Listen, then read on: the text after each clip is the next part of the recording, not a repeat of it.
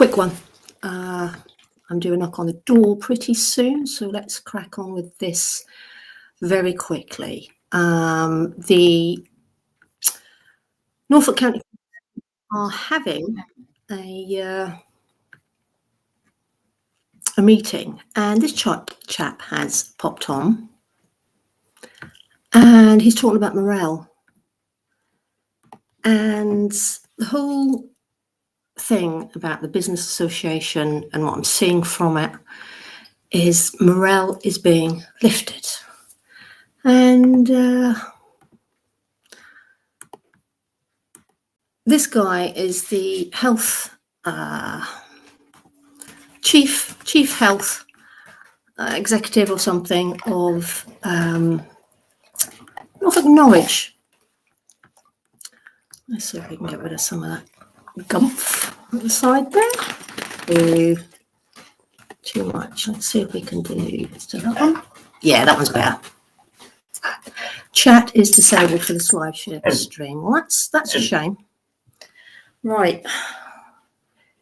Hang on, Spock. Right, listen to this. If all goes well. Operating officer at the NNN. That's a really good point that you've raised. I'll pick that up with my counterpart, Richard Parker. Hopefully I've got it in the right place. Something we can do on that.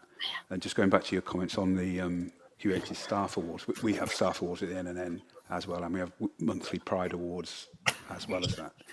If we revert back to the question around what other incentives could be offered around that, what support is there as a package, we are about to launch into something with our staff where we've put in place a listening hub a month or so ago, recognising that the pressures that we've seen in histopathology are just more pressures on top of a year of significant pressure for lots of people.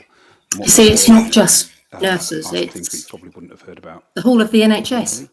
And what people have asked of us are things that aren't and there's pathologists. They're very different things, and some of those things which are quite rewarding. Morale of pathologists. On the face of it, you wouldn't recognise as a reward at all, or anything that would improve morale. But there was a good example was an individual was short of 15 plastic teaspoons every day to get their job right on a ward, and nobody had been able to uplift the number from 60 to 75 for a while. It was really frustrating. Actually, fixing that was a reward in itself.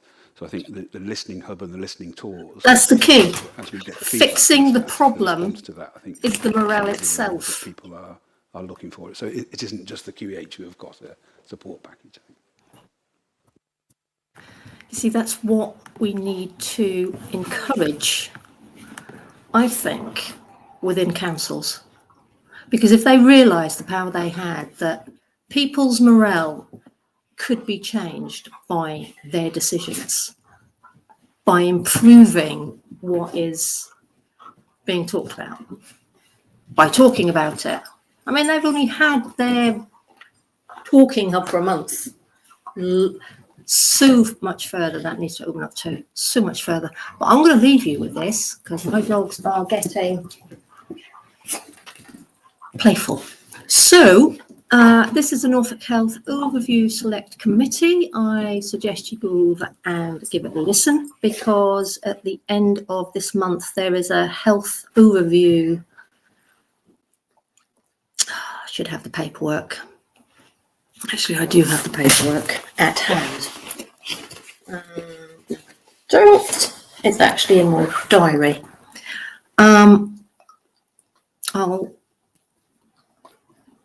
I'm going to that and see how Healthier North Walsham is actually going to benefit us in North Walsham, because we need better funding. That's clearly for a start. But I know on this meeting, from what I've heard, it's meant to be about addiction and suicide. So that'll be an interesting one to go to. In the meantime, carry on listening to this, and I'll speak to you later.